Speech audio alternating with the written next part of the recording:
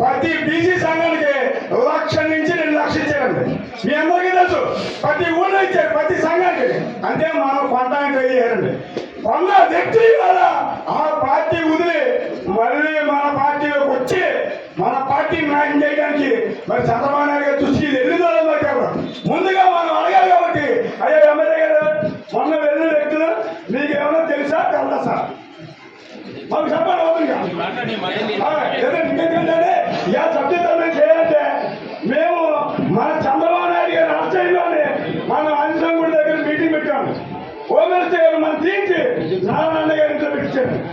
ఆ రోజు సాయంత్రం మా వార్డులో హోమ్ మినిస్టర్ గారు తిరిగితే మేము వీడియో తీసి 144 సెక్షన్ మీరు ఎందుకు చేశారని చెప్పి చేయగల డబ్బులని ఆ గుడి దగ్గర మేము పెట్టించాము. దానికోసం నా మీద కేసు కట్టా చూశానండి. నేను మొత్తం ఇవాళ 6 నెలలు తీసుకొచ్చి అందులో అగ్రనేత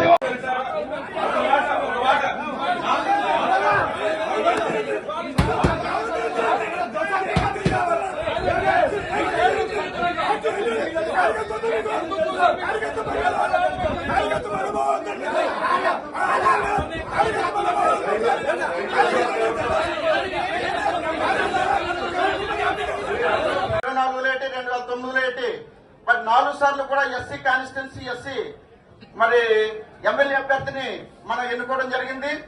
మరి వారు సిఫార్సు మేరకే అభ్యర్థిని ఎన్నుకోవడం జరిగింది. వారి సిఫార్సు మేరకే ప్రతిసారి మనందరం కష్టపడి పనిచేశాం. కాబట్టి అచ్చిబాబు ప్రమేయం లేకుండా ఇక్కడ ఏ ఒక్క మరి పార్టీలో చేర్పులు కానీ ఏ ఒక్క కార్యక్రమాలు కానీ జరగడానికి వీల్లేదని ఇది మా కార్యకర్తలందరికీ అందరి యొక్క ఉద్దేశమని ఈ సభాపూర్వకంగా తెలియజేస్తూ ఈ యొక్క మరి మా నిర్ణయాన్ని మరి అధిష్టానం దృష్టికి తీసుకెళ్లాలని శాసనసభ్యుల వారికి అలాగే దిశభ్య కమిటీ సభ్యులకు పెద్దలందరికీ తెలియజేసి నమస్కరిస్తున్నాను.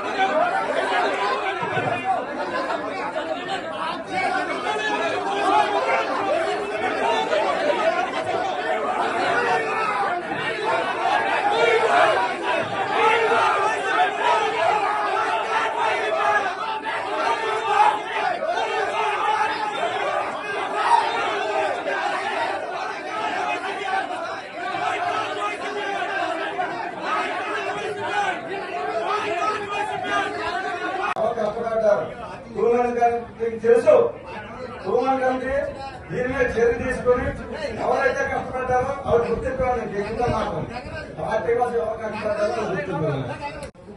ఈ హోమాన్ కమిటీ కూడా ఇప్పుడు ఇవాళ అధికారం వచ్చాక ఈ పనిని పంతంతా ఎవరికో చెప్పేసి మేము చేస్తామంటే ఇప్పుడు మరి మా పరిస్థితి ఏం చేయాలన్నది చెప్పాలా? ఇక్కడ సమాధానం ఎమ్మెల్యే పని కూడా తిరిగాడు. ఈ పరిస్థితి ఏంటి? తాపీ పనికి వెళ్తున్నారు, తాపీ పని కూడా లేదు. లేకపోతే కూలి పనికి వెళ్తున్నారు, కూలి పని కూడా లేదు. మేము మీ గురించి మేము కష్టపడి తిరిగాం. ఆ తిరిగినట్టు ఉండేవారు ఆ రామణ గారు లేదా ఈయన మా కూడా ఎప్పుడు రాంబాబు గారు ఎక్కడ ఎవరన్నా గంగరాజు గారు ఎక్కడ ఫోన్ చేసేవారు. నేను వెళ్ళి గ్రామం గురించి అడిగితే పెద్ద గురించి మా ఊరు వైఎస్ఆర్ నాయకుడు నా మీద ఈవోతో పంచాయతీ సెక్రటరీ తోటి కంప్లైంట్ పెట్టించాడు. ఓసారి మన చంద్రబాబు నాయుడు గారిని 53 రోజులు జైల్లో పెట్టినప్పుడు ఆయన 4 గోడల మధ్య నిర్బంధించారని చెప్పేసి కర్మ రామకృష్ణ గారు సోదరి గారు మా ఊళ్ళో నిరాహార దీక్ష పెట్టమంటారు. నిరాహార దీక్ష పెట్టు మా పరమేశ్వరని మండలంలో మీటింగ్ పెడితే పరమేశ్వరని చెప్పాడని చెప్పేసి నాకు చంద్రబాబు గారిని అరెస్ట్ చేశారు, బంద్ చేశారు. రోజు తాళపూడి మండలంలో అడుగు సైబోనా కొడుకు అని తిట్టాడు జగన్ గారిని. తిడితే దాని మీద మా ఊరు ఎస్సీ సర్పంచ్ నా మీద కేసు పెట్టారు. ఆ రోజు మధ్యపాటి ప్రకాశం గారు, మా పరమేశ్వరయ్య, కోటరాజరావు గారు వీళ్ళందరూ నాకు కూడా వచ్చి ఎస్ఐ గారు కూడా చెప్పి నన్ను జైలుకి వేసామంటున్నా. మొత్తం వైఎస్ఆర్ పార్టీ ఇప్పుడు వచ్చిన తెలుగుదేశం పార్టీలోకి వచ్చిన ఎక్కడో జాయిన్ అయ్యి వచ్చారు కదా అమరావతిలో, వాళ్ళు నన్ను జైలు వేసామంటున్నారు. జైలు వేసామంటే మొత్తం మధ్యపాటి ప్రకాశం గారు మలబిల్ అందరికీ ఫోన్ చేసి ఎస్ఐ గారి దగ్గర కూర్చొని నన్ను బయటకు తీసుకొచ్చారు. ఆ రోజు బ్యాంక్ లో మేము మన గవర్నమెంట్ సొసైటీ బ్యాంక్ లో సోదరి గారు అధ్యక్షుడిగా చేస్తారు. మా మిస్సెస్ వైస్ ప్రెసిడెంట్ మా ఆవిడ